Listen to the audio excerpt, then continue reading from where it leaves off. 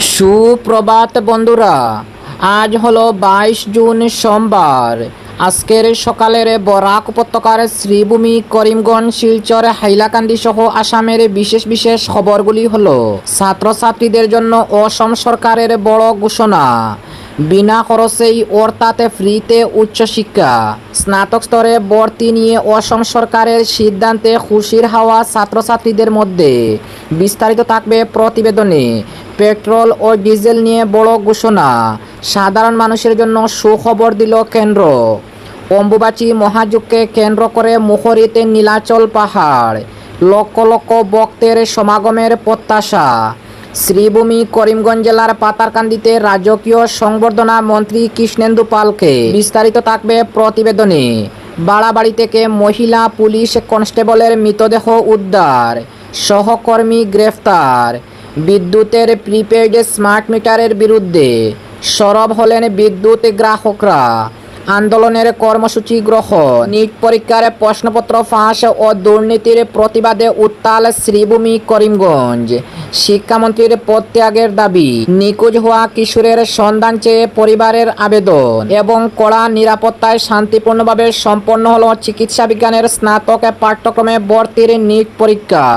তাহলে বিস্তারিত খবরে যাওয়ার আগে অবশ্যই ভিডিওটিতে একটি লাইক দিয়ে চ্যানেলটি সাবস্ক্রাইব করে পাশের বেল আইকনটি বাজিয়ে রাখবেন এবং ফেসবুক পেজে দেখে থাকলে পেজটি ফলো করে ভিডিওটি শেয়ার করবেন, যাতে সঠিক খবরগুলি সবার কাছে পৌঁছাতে পারি। এবার শুনুন আজকের খবরের বিস্তারিত। প্রথম খবর, ছাত্রছাত্রীদের জন্য অসম সরকারের বড় ঘোষণা, বিনা খরচেই অর্থাৎ ফ্রিতে উচ্চশিক্ষা, স্নাতক স্তরে ভর্তি নিয়ে অসম সরকারের সিদ্ধান্তে খুশির হাওয়া ছাত্রছাত্রীদের মধ্যে।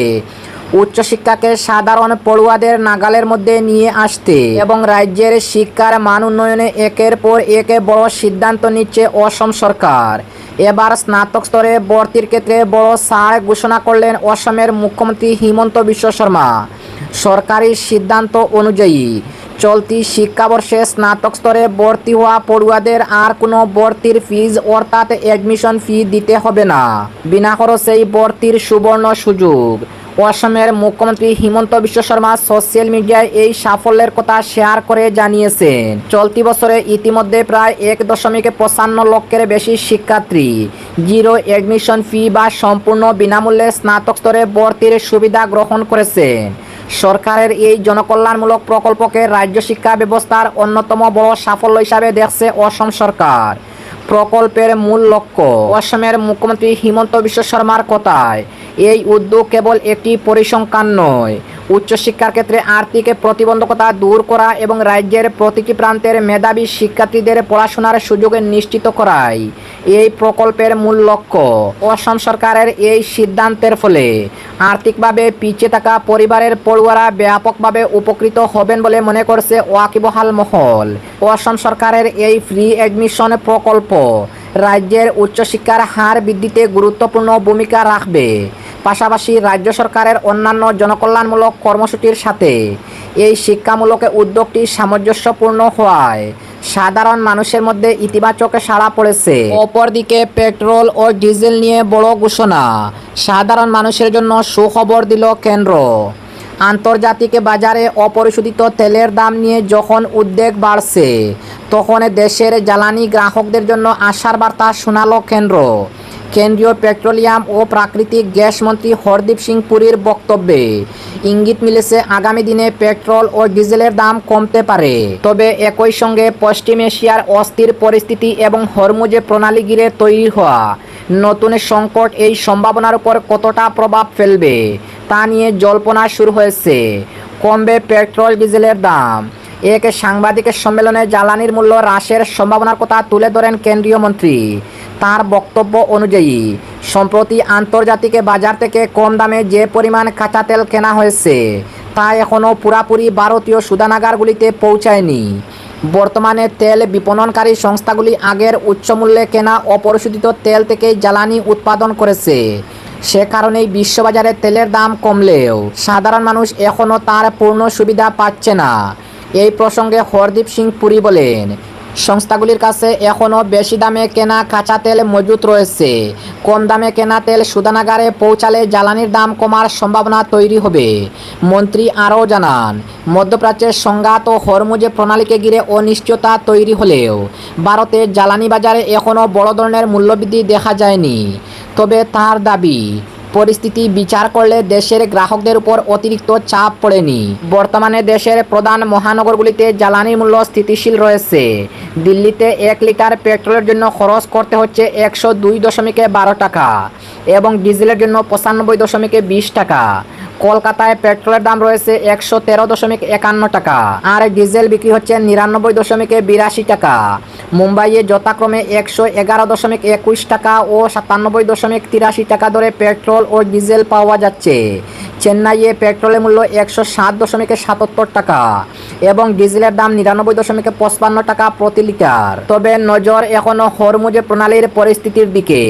বিশ্বের রপ্তানি হওয়া বিপুল পরিমাণ অপরিশোধিত তেল এই জলপথ ব্যবহার করে বিভিন্ন দেশে পৌঁছায়। ফলে ওই অঞ্চলে অস্থিরতা দীর্ঘস্থায়ী হলেও আন্তর্জাতিক বাজারে কাঁচা তেলের দর আবারও চড়তে পারে আর সেক্ষেত্রে জ্বালানির দাম কমার সম্ভাবনা ধাক্কা খেতে পারে। কেন্দ্রের বার্তায় আপাতত স্বস্তির ইঙ্গিত মিললেও আন্তর্জাতিক পরিস্থিতির উপরই নির্ভর করেছে ভবিষ্যতের সমীকরণ। অপরদিকে অম্বুবাচী মহাযজ্ঞকে কেন্দ্র করে মুখরিত হয়ে উঠছে নীলাচল পাহাড়। লক্ষ লক্ষ ভক্তের সমাগমের প্রত্যাশা। বিশ্ববিখ্যাত মা কামাখ্যা মন্দিরে এখনও উৎসবমুখর পরিবেশে বিরাজ করেছে। আজ সোমবার থেকে শুরু হবে অম্বুবাচী মহাযজ্ঞ। এই মহাযজ্ঞকে কেন্দ্র করে দেশ বিদেশ থেকে আগত সাধু সন্ন্যাসী, তান্ত্রিক ও ভক্ত দর্শনার্থীদের ভিড়ে ইতিমধ্যেই মুখরিত হয়ে উঠছে মা কামাখ্যার পবিত্র তীর্থক্ষেত্র নীলাচল পাহাড়। মন্দির কর্তৃপক্ষের তথ্য অনুযায়ী এবছরের অম্বুবাচী মহাযজ্ঞের প্রবৃত্তি হবে 12 জুনের রাত 9:42 থেকে। প্রাচীন পরম্পরা অনুসারে এরপরে টানা 3 দিনের জন্য মা কামাখ্যা মন্দিরের দরজা বন্ধ থাকবে। 3 দিন পরে 26 জুন সকালে দেবীর নিত্য পূজা, দেবী স্নান সহ অন্যান্য ধর্মীয় আচার সম্পন্ন হওয়ার পর পুনরায় মন্দিরের দরজা ভক্তদের জন্য খুলে দেওয়া হবে। এরপর থেকেই শুরু হবে দেবী দর্শনের সুযোগ। অম্বুবাচী মহাযজ্ঞ উপলক্ষে শক্তিরূপী মা কামাখ্যার আরাধনা, জপ তপ ও সাধনায় অংশ নিতে ইতিমধ্যে নীলাচল পাহাড়ে সমবেত হয়েছেন বহু সাধু সন্ন্যাসী।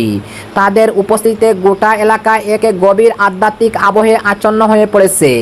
বিশ্বের অন্যতম জাগ্রত শক্তিপীঠ ও দেবীপীঠ হিসাবে পরিচিত মা কামাখ্যা মন্দিরে যুগ যুগ ধরে অসংখ্য ভক্ত ও সাধকদের আকর্ষণের কেন্দ্রবিন্দু হয়ে রয়েছে। সময়ের সঙ্গে মন্দির চত্বর ও আশেপাশের অবকাঠামোগত পরিবর্তন ঘটলেও এর আধ্যাত্মিক মাহাত্ম্য ও ভক্তদের অগাধ বিশ্বাস আজও অটুট রয়েছে। নীলাচল পাহাড়ে প্রবেশ করলেই এক অনন্য মানসিক প্রশান্তি ও আত্মিক তৃপ্তি অনুভব করেন দর্শনার্থীরা। সে কারণেই সারা বছরই এখানে ভক্তদের ভিড় লেগে থাকে। তবে অম্বুবাচী মহাযজ্ঞের সময় এই ভিড় বহুগুণ বেড়ে যায়। শুধু নীলাচল পাহাড় নয়, এর প্রভাব পড়ে সমগ্র গৌহাটির মহানগরীতেও।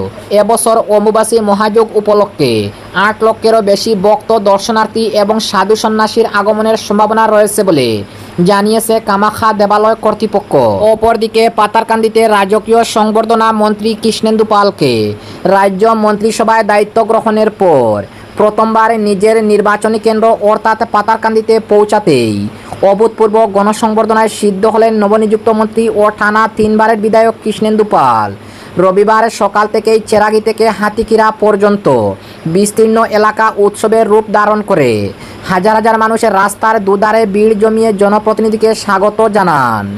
শঙ্খধ্বনি, করতাল, ব্যান্ড পার্টির সুর বাজিয়ে পটকার শব্দ ও ফুলের বৃষ্টিতে মুখর হয়ে ওঠে সমগ্র জনপদ।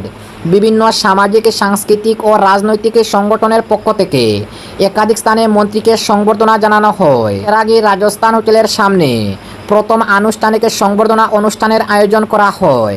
সেখানে ফুলের তোড়া, উত্তরীয় ও গামছা পরিয়ে তাকে বরণ করে নেন স্থানীয় বিশিষ্ট ব্যক্তিরা। পরবর্তীতে কৃষ্ণেন্দু পাল ঐতিহ্যবাহী কানাইলাল জিউ আশ্রমে গিয়ে পূজা অর্চনা করেন এবং আশীর্বাদ গ্রহণ করেন। এরপর হুটখোলা গাড়িতে চড়ে জনতার শুভেচ্ছা গ্রহণ করতে পাতারকান্দির শহরের বিভিন্ন এলাকা পরিদর্শন করেন। রাস্তার দুধারে দাঁড়িয়ে থাকা মানুষে ফুল ছিটিয়ে এবং হাত নেড়ে তাকে অভিনন্দন জানান।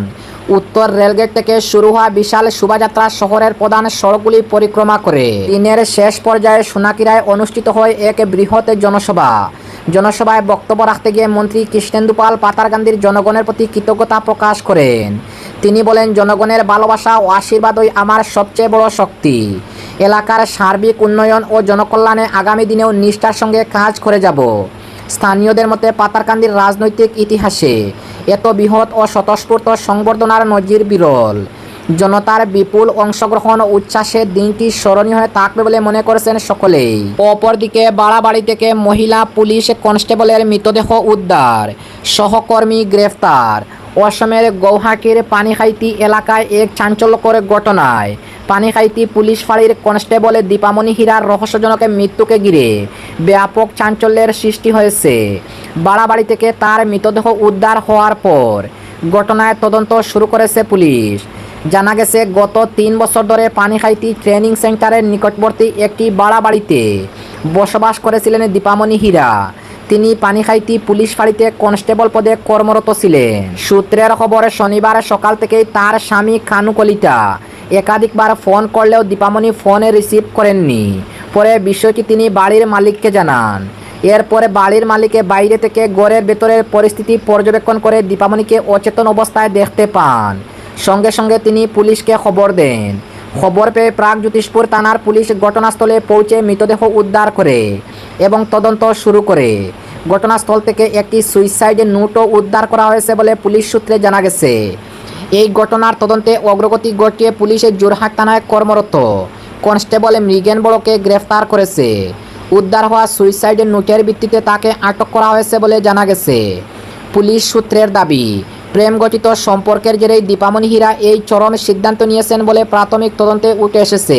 উল্লেখ্য, মৃগেন বড় এবং দীপামণি হীরা পূর্বে পানিখাইতি পুলিশ ফাঁড়িতে একসঙ্গে কর্মরত ছিলেন। পরে মৃগেন বড় বদলি হয়ে জোরহাট থানায় যান। তবে মৃত্যুর প্রকৃত কারণ এবং ঘটনার নেপথ্যের সমস্ত দিকে খতিয়ে দেখতে তদন্ত অব্যাহত রেখেছে পুলিশ। মামলাটি নিয়ে এলাকা জুড়ে তীব্র চাঞ্চল্যের সৃষ্টি হয়েছে। অপরদিকে বিদ্যুতের প্রিপেড স্মার্ট মিটারের বিরুদ্ধে সরবে বিদ্যুৎ গ্রাহকরা, আন্দোলনের কর্মসূচি গ্রহণ। প্রিপেড স্মার্ট মিটার চালুর তীব্র বিরোধিতা এবং বিদ্যুৎ খাতের বেসরকারীকরণের আশঙ্কা তুলে ধরে ভবিষ্যতে বৃহত্তর আন্দোলনের কর্মসূচি গ্রহণ করল অল আসাম ইলেকট্রিসিটি কনজিউমার্স অ্যাসোসিয়েশনের কাছাড় জেলা কোঅর্ডিনেশন কমিটি। শনিবার শিলচরের আশীর্বাদ বিবাহ বনে অনুষ্ঠিত বিদ্যুৎ গ্রাহকদের এক অভিবর্তনে এই সিদ্ধান্ত নেওয়া হয়। কোঅর্ডিনেশন কমিটির সভাপতি তথা আসাম বিশ্ববিদ্যালয়ের প্রাক্তন উপাচার্য অধ্যাপক ডক্টর তপোধীর ভট্টাচার্যের সভাপতিত্বে অনুষ্ঠিত সভায় মুখ্য অতিথি হিসাবে উপস্থিত ছিলেন সংগঠনের রাজ্য শাখার উপদেষ্টা বিমল দাস এবং অন্যতম আহ্বায়ক অজয় আচার্য। সভায় বক্তব্য রাখতে গিয়ে বিমল দাস অভিযোগ করেন, বিদ্যুৎ খাতকে বেসরকারীকরণের লক্ষ্যে কেন্দ্রীয় সরকার 2022 সাল থেকে প্রিপেড স্মার্ট মিটার স্থাপনের উদ্যোগ গ্রহণ করেছে। তার দাবি, দেশের বিভিন্ন প্রান্তে স্মার্ট মিটার নিয়ে সাধারণ মানুষের মধ্যে উদ্বেগ বাড়ছে এবং এর বিরুদ্ধে প্রতিবাদও জোরদার করা হচ্ছে। বিদ্যুৎকে মানুষের মৌলিক অধিকার বলে উল্লেখ করে তিনি বলেন, এই অধিকার রক্ষায় ঐক্যবদ্ধ আন্দোলনের আহ্বান জানান। তিনি আরও বলেন, বিদ্যুৎ পরিষেবাকে ধীরে ধীরে বাণিজ্যিক পণ্যে পরিণত করার উদ্দেশ্যে 2003 সালে বিদ্যুৎ আইন প্রণয়ন করা হয়। এর ফলে বিদ্যুৎ খাতে বেসরকারি সংস্থার প্রবেশের পথে সুগম হয়েছে বলে তার অভিযোগ। এপিডিসিএল-এর মুনাফার প্রসঙ্গ তুলে তিনি বিদ্যুতের ক্রমবর্ধমান মাসুল বৃদ্ধির সমালোচনা করেন। অপরদিকে নিট পরীক্ষার প্রশ্নপত্র ফাঁস ও দুর্নীতির প্রতিবাদে উত্তাল শ্রীভূমি করিমগঞ্জ। শিক্ষামন্ত্রীর পদত্যাগ দাবি। দেশ জুড়ে একের পর এক প্রতিযোগিতামূলক পরীক্ষায় প্রশ্নপত্র ফাঁস এবং শিক্ষা ব্যবস্থার দুর্নীতির অভিযোগের প্রতিবাদে বিক্ষোভে সামিল হল All India Democratic Students organisation.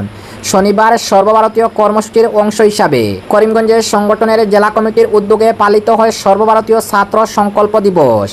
শহরের ঐতিহাসিক অনুকূল সাগর প্রাঙ্গণে আয়োজিত বিক্ষোভে কর্মসূচিতে বিপুল সংখ্যক শিক্ষার্থী অংশগ্রহণ করেন।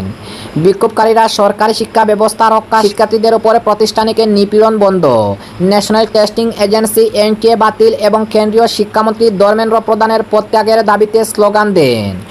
অপরদিকে নিখোঁজ কিশোরের সন্ধান চেয়ে পরিবারের আবেদন। শিলচর কাছাড় জেলার কচুদরম থানার অন্তর্গত গঙ্গানগর প্রথম খণ্ড এলাকার বাসিন্দা মাহমুদুল হক লস্কর 16 বছরের এক কিশোরী নিখোঁজ হয়েছে। তার পিতা বাহারুল ইসলাম লস্কর। পরিবার সূত্রে জানা গেছে শনিবার বিকেল অনুমানিক 4টার দিকে মাহমুদুলের মা রাবিয়া বেগম লস্কর তাকে গরু আনতে বললে সে বাড়ি আর ফিরে আসেনি। আমলাঘাট মতিনগর সড়কের দিকে যায়। এরপর থেকে আর তার খোঁজ পাওয়া যায়নি। নিখোঁজ হওয়ার সময় তার পরনে ছিল কালো টি শার্ট ও কালো প্যান্ট। তার উচ্চতা প্রায় 5 ফুট। এ ঘটনায় কিশোরের মা কচুদরম থানায় এজাহার দায়ের করেছেন। পরিবারের পক্ষ থেকে সাধারণ মানুষের কাছে মাহমুদুলের সন্ধান পেলে দ্রুত যোগাযোগ করার অনুরোধ জানানো হয়েছে। সন্ধান পেলে নিকটস্থ থানায় অথবা উপরের নম্বরে যোগাযোগ করার জন্য অনুরোধ করা হচ্ছে। এবং আজকের শেষ খবরটি, কড়া নিরাপত্তা ও শান্তিপূর্ণভাবে সম্পন্ন হয়েছে চিকিৎসা বিজ্ঞানের স্নাতক পাঠ্যক্রমে ভর্তির নিট পরীক্ষা। চিকিৎসা বিজ্ঞানের স্নাতক পাঠ্যক্রমের নাম ভর্তি পরীক্ষা নিট ইউজি গতকাল শান্তিপূর্ণভাবে পুনরায় অনুষ্ঠিত হয়েছে দেশের 551টি স্থানে এবং বিদেশের 14টি স্থানে অনুষ্ঠিত এই পরীক্ষায় মোট 22,79,000 পরীক্ষার্থী অবতীর্ণ হয়েছে। অসম রাজ্যের মোট 87টি পরীক্ষা কেন্দ্রে গতকাল এই পরীক্ষা শান্তিপূর্ণভাবে সম্পন্ন হয়েছে।